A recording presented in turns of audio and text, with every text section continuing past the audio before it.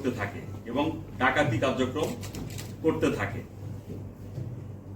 শেষে সকাল 5:30 ঘটিকায় টাঙ্গাইল শহরে ডাকাত টিম তাদের ডাকাতি কার্যক্রম শেষে তারা নেমে পড়ে। তো ডাকাতি কার্যক্রমের এরূপ একটি কার্যক্রম সংঘটিত হয়েছে এবং সাথে সাথে সেই বাসটির সকল যাত্রীদের এবং আমাদের যে গোয়েন্দা শাখার নিজস্ব যে সোর্স করতে থাকে এবং ডাকাতি কার্যক্রম করতে থাকে। শেষে সকাল 5:30 ঘটিকায় টাঙ্গাইল শহরে ডাকাত টিম তাদের ডাকাতি কার্যক্রম শেষে তারা নেমে পড়ে।